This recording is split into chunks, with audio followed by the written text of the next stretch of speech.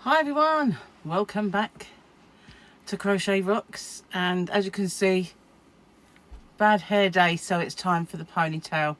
Yesterday I had a low one, and it actually came over my shoulder for the first time that's ever happened. It just kind of flopped over and I thought, wow, it has actually got quite long. But sometimes I look at it and I think, no, it hasn't really. So the joke I'm going to tell you, we've got a new section called Body Aches. Body aches, so I can relate. I can tell you about that one for now. I can relate. Here we go. The day after visiting a fair, my wife was in agony. You know you're past your prime, she said, when you hurt all over and the only thing you rode was the massage chair. Bit like me in that wedding. Oh, that was shocking. Absolutely. I still can't believe that. One normal night out, and I say normal, you know, like getting up and dancing, being pulled up to dance a lot more than I wanted. I mean, I must admit, every time I sat down for a bit of a breather, somebody else went, come on, and you think, oh, you know, okay, all right then. So yeah, oh dear, was I in agony, and not just kind of for a day either. It polaxed me, as my dad would have said, for a good kind of 3 days, I'd say. Bit of an eye-opener, that one. Hence, I am now on this diet plan, and it was the thing that kind of made me do it.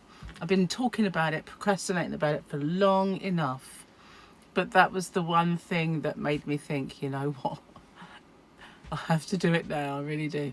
And so this week I got on the scales, and I'd only lost roughly about a pound, but you know, when you lose a pound, you can be a bit disheartened and think that's not a lot, is it? But if you hold half a bag of sugar in your hand, or a pound of fat, you'd suddenly think, I'm glad about that, you know, really. So, and I knew I was on the kind of shrink down bits before. I'm hoping I lose weight this coming week, but I know people keep saying, as you get older, you know, it is harder. So maybe, we'll see. We'll see what happens, but I'm not stopping whatever way we slice it. I've got to turn the fan down, not because it's too cold, but because it's annoying me, the kind of irritating noise. I don't usually hear it, but today it's kind of there, like a little fly. You know when you get like a zzz, it irritates. That's what's happening to me today. Well, I had a nice kind of sleep in, really, more than I wanted to. And the A word said yesterday, she was glowing yellow. I thought it meant she had a notification for me. So I said, what's your face? Tell me my notification. And she said, I can wake you up in the morning, you know, with cheery music or chill out tunes. Just say, wake me up at 7 a.m. with chill out music. And I thought, get on your bike for a start. She's in the kitchen, so it wouldn't work. But I do have a Google in the bedroom, so I could have said, hey G, do it, and see if he did. But I forgot. So consequently, I had a bit of a lay-in because I forgot. So a lot of the kids are going back to school today. Got a lovely little picture of Tyler in his school uniform, ready to go and terrorise his neighbourhood. And lots of kids are going back, but we've got this bit of a crisis going on in the UK, and that is during the 70s, when they started building these new schools, they decided to use porous concrete. Well, it was actually aerated concrete, for want of a better word. And they just, instead of making it solid, they made it out of this stuff which eventually crumbles. And so now it's all crumbling.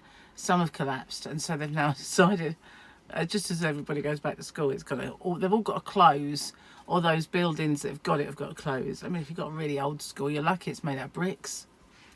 But, or a new one made out of the same thing they make shops out of these days. I can see just 20 million mobile classrooms suddenly appearing in all the schools. That's what they used to do when I was a kid. Everybody kind of got to go in the mobile. Yeah.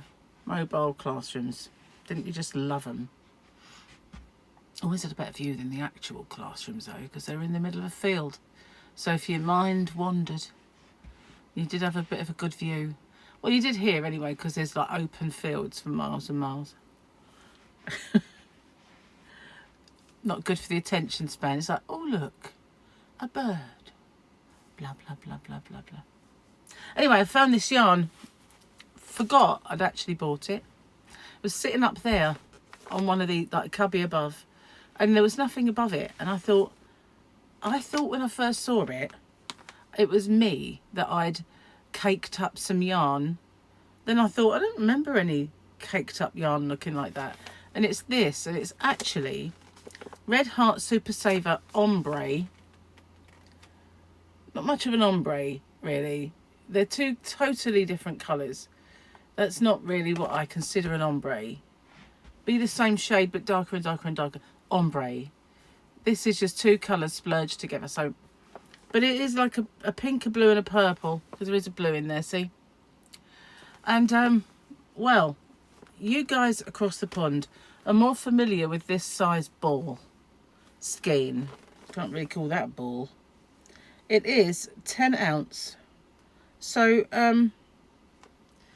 what my question is to you guys is what would I be able to make with this much yarn? I only got one. So, there is this project on the other side. I don't know if it's crochet or knitted or how many it takes. But, what would this free pattern? Don't say how many balls though. What would this make me? How far would I get? You know, you're used to this brand of yarn and this size of ball. Where's my neckline? Let's give you some more information. I said it in an American voice, really. Well, not even a really good one, but just so you'd feel at home. Sweet treat. Not familiar with the yarn band. 100% acrylic. 4-weight yarn. Very fat 4-weight yarn, but it is 4-weight. And 10 ounces is 283 grams. 482 yards or 440 meters. So it's not a small by any stretch of the imagination, but difficult for me as a person in the UK, where 100-gram ball when I was young was big, you know. Not anymore, obviously. What would I get out of it? What do you think? Answers on a postcard too? No, not really. Necklight just fell down the back of the TV. Well, it's not a TV, it's a computer screen, but it's so big, I always think of it as a TV. It's not. I'm such an old fart, really, sometimes, aren't I? It's true. I suddenly find myself saying something that really kind of, oh my God, really dates you, Tracy. Dates you big time. So yesterday I did a new giveaway and it was for this, some of these. I've got quite a lot of these because I was making that big mile a minute blanket. So yeah, got loads of, do you know, I don't know what happened to that. I made it, but I've never seen it. I didn't give it away. I thought it went in a car, but I could be wrong. I just never seen it. Absolutely. Made it and then it disappeared into the world. Perhaps it evaporated, I don't know, but you know what I mean. I put a link to it on the giveaway because I was mentioning it, how these two yarns went together really, really well.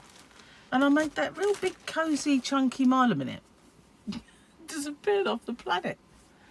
Maybe aliens were passing and thought, I like that blanket, and beamed it up. That's the only explanation I can come up with. I've got a bit of a weird sore on my thumb. I don't know why, but I've got a couple of them appearing on my fingers.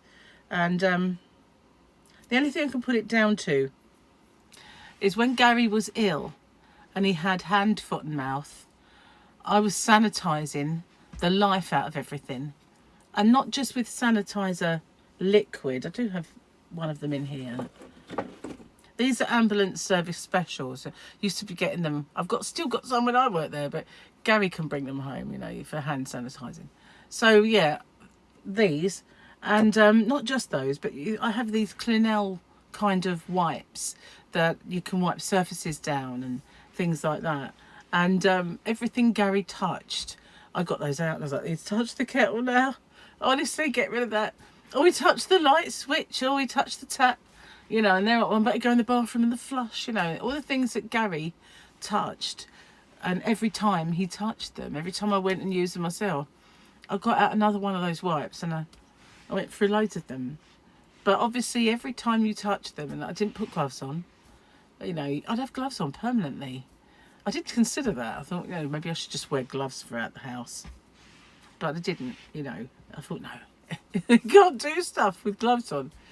So, yeah, I think that was what it is. I must have... Remember when we had all the lockdown hands? I think I've given myself those again. So I have been moisturising a lot. But I think it's going to take a little while, like it did before, for them to return to normal. I think that's what it is. But I'm still ploughing through this one, Linda, and I still forget to take this little pot with me whenever I go shopping to get some more. One of these days, I've got, I need to go there actually, because I have one of those refill shower gels. Gary took a shine to he likes roses. He likes the smell of when things are like roses. And the one time I bought a really, really lovely one was when I was in Vegas. And they had one of those shops that is a bit like the Body Shop, where it sells all the shower gels and bath stuff and bombs and all things lovely smelling. And there was a really gorgeous fruity one in there, and I bought that, and I bought a rosy one, and can never find anything like that. Patchouli oil. Yeah, well, this takes me back, 1970, hippie market. I was working on a record store then. No, it almost felt like I was going to say I was working as a waitress in a cocktail bar when I met you. You know, I almost kind of had that in my head as I said that. But I was working on a record store in the market, and they had the top 40, but they had loads of others. Loads of Marley, you know, anything that was kind of current. And Gary was probably my #1 customer at the time and didn't know him. How funny is that? Because I used to buy stuff from there. It is weird, isn't it? Our lives were just going alongside each other for all those years, and I never ever knew him and he didn't know me, and yet we had the same people in common in the same town. And, you know, he bought stuff from me, and he went in the pub round the corner from here where my mum worked and set it up when the guy first bought it, and I went in there, and he says he thinks he spoke to me, but I can't remember. I can't remember. Weird. It is odd though, isn't it? Don't you think? How you can be around someone in the same little town. Because, you know, not everybody lived here. Back in those days, people used to go home now, and they wouldn't come back till Easter. Do you know, I'm not being funny, but I preferred that so much. I did prefer that. The roads were less congested, and although in some ways I hated it when I was young, because it's like everyone that I could hang around with went home, and it was back to being bored and everything being dead and shut. So yeah, there was that. But now I'm not into that kind of life. I'm older and want the peace. It's like, whoa, why are they still here? Why can't they just go home until next year? That's because I've become old and miserable. That's what it is. I've become an old and miserable old witch. I said witch, not the B word. It rhymes with it, but yeah, I could have said that, but I didn't. So yeah, yesterday was a bit of a sport day. Watched a bit of football, watched a bit of Formula 1. And one of my bets came to a small fruition, the rest all just tanked. So I'm not actually good at the online betting. I'm going to win some, I'm going to lose a lot. But, you know, altogether, I guess you could say I have won about £8. So that's not too bad. I can't retire on it. But, you know, it's better than losing it, isn't it? Actually, no, to be honest with you, I've won about £27 because that was all from an early win. So I haven't done too badly at all, really. I can't grumble anyway. Can't grumble. Oh my God.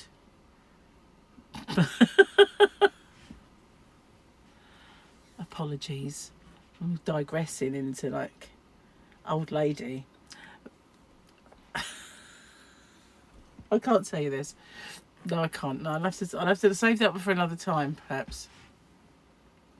But yes, yeah, I'll definitely save that one for another time. I've got a lovely cup of tea, but I've just put moisturiser on my hands and I can't hold the cup. I must have put a little bit too much. It slips every time I...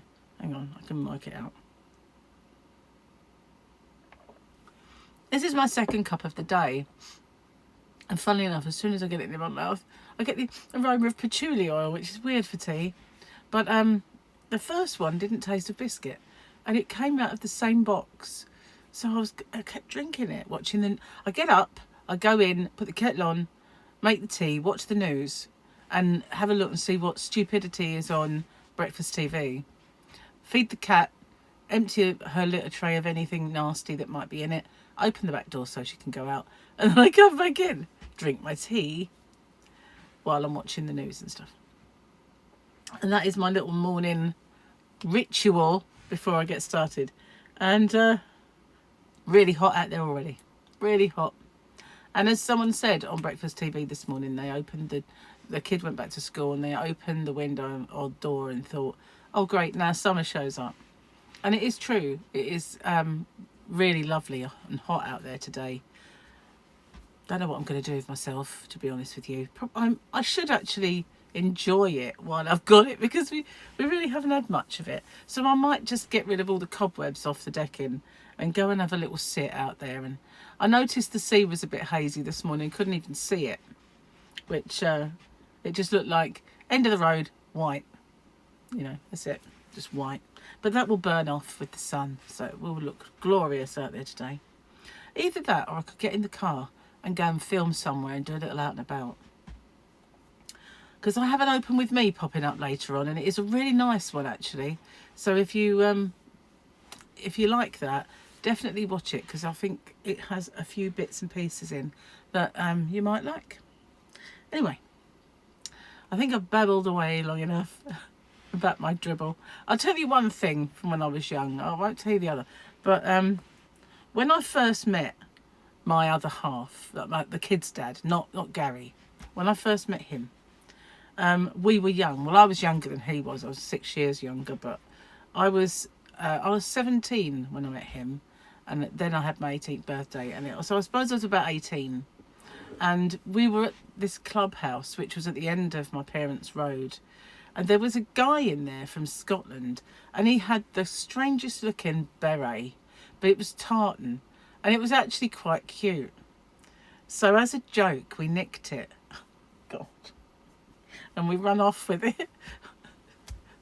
And we were so proud of ourselves that we got this flaming beret of his, right? And he knocked at the door of my mum's house and said, can I have my hat, please? Sorry. But can't believe he tracked us down.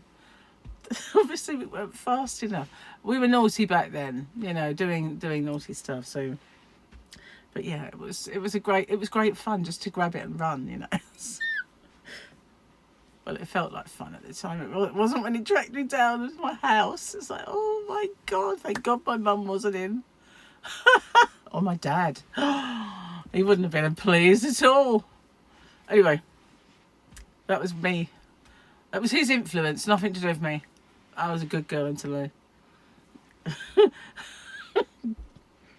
honestly, I was.